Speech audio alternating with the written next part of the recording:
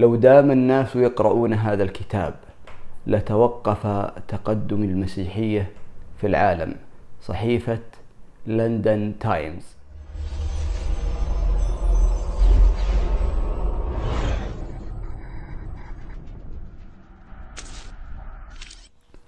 السلام عليكم ورحمة الله، وهذا عمر ذيبان يحييكم في حلقة جميلة جديدة.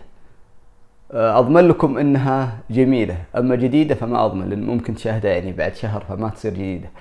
المهم، هذه الحلقة تتناول موضوع مهم، وهو موضوع كتاب أهدرت بريطانيا دم مؤلف ذلك الكتاب، وجمعت النسخ التي ترجمت إلى 9 لغات، ثم بدأوا يحرقونها في بريطانيا. منعوا الكتاب هذا، حضروه، يعني وقعت مشاكل كبيرة بسبب هذا الكتاب. فما قصته؟ دعونا نتعرف على هذه القصة. فأهلا بكم. في عام 1792 ميلادي قامت بريطانيا بإنشاء هيئة للتنصير في الهند، وكانت هي مستعمرة للهند.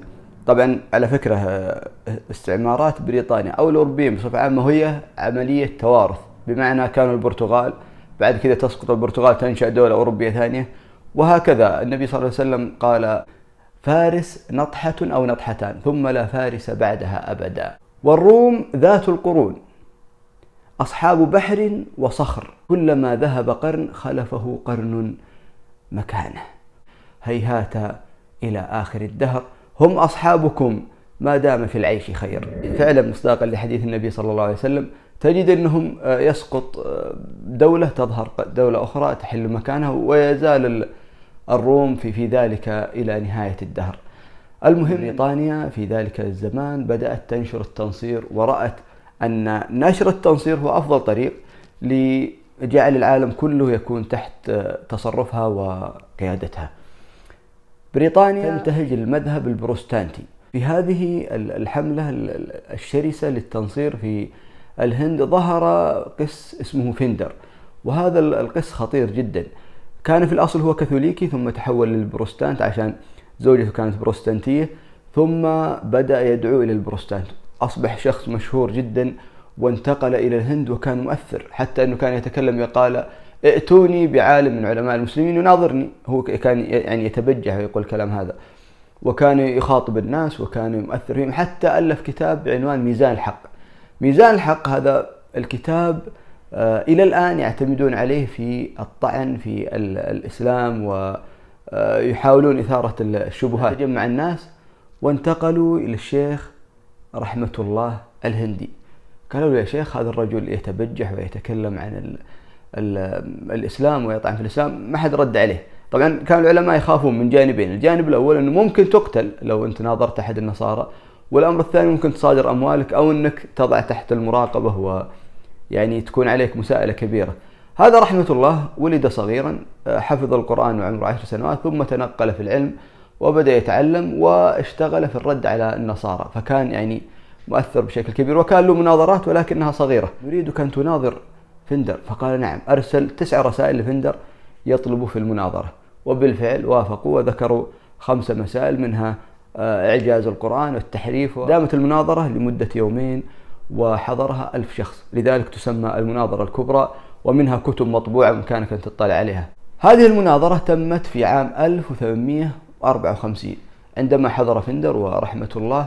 العجيب أن رحمة الله استطاع أن ينتصر على فيندر، وجعله يعترف في 9 مسائل في أن الإنجيل محرف.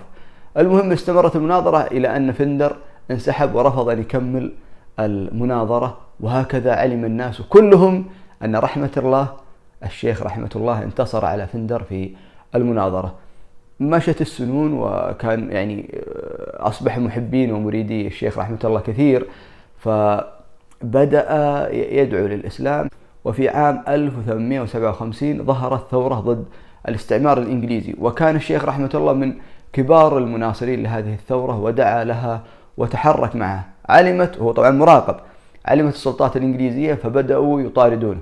ظل يهرب ويتنقل من مكان لمكان، صادروا أمواله، أهدروا دمه، أهدروا دم الشيخ رحمة الله. لذلك اضطر الهرب من الهند وتنقل في عدة أماكن حتى وصل إلى مكة.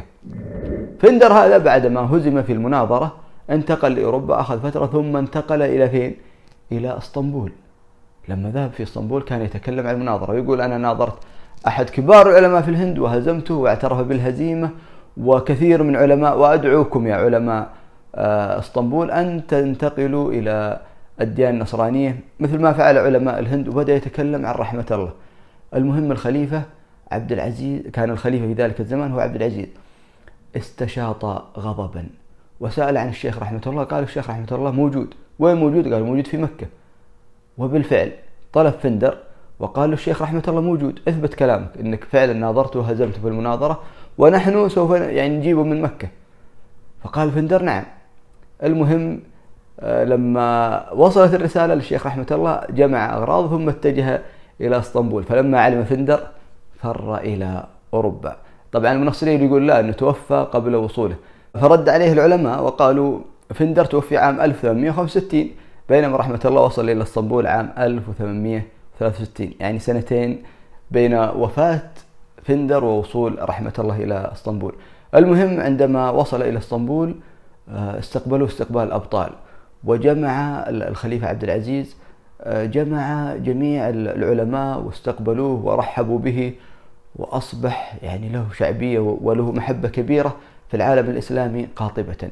طلبه الخليفة عبد العزيز العثماني أن يؤلف كتاب عن تلك المناظرة وبالخصوص عن الرد على النصارى وتكون باللغة العربية. بالفعل بدأ رحمة الله في تأليف كتابه الشهير، كتاب طبعا مشهور جدا لمن أراد الرد على النصارى، وهو بعنوان إظهار الحق، ردا على كتاب ميزان الحق المرجع الرئيسي إلى الآن للنصارى في الطعن عندما يريدون الطعن في الإسلام. كتاب وأنجز تأليف الكتاب في عام 1864 وكان باللغة العربية. بدأ يطبع وينتشر في العالم الإسلامي. هل انتهت القصة؟ لم تنتهي القصة.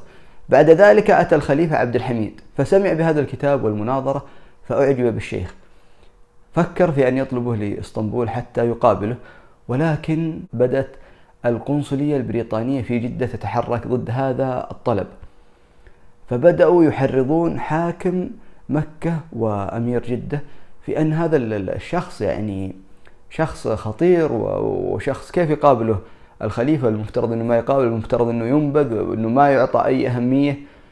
وبالفعل اقتنع بهذه الأفكار اللي هو أمير جدة، وأرسل إلى الخليفة يخبره بأن هذا الشخص يعني خطير والمفترض أنه ما يستقبل ولا يتم التعامل معه. ولكن الخليفة عبد الحميد الثاني كان عنده فكر لنشر الإسلام بطريقة كبيرة خصوصا في أوروبا وفي العالم أجمع، فرفض وقال له أطلب الشيخ رحمة الله واجعله يأتينا في اسطنبول. وبالفعل انتقل الشيخ رحمة الله إلى اسطنبول وقابل الخليفة عبد الحميد الثاني وبدأ يعني يتكلم معه، فأعجب به.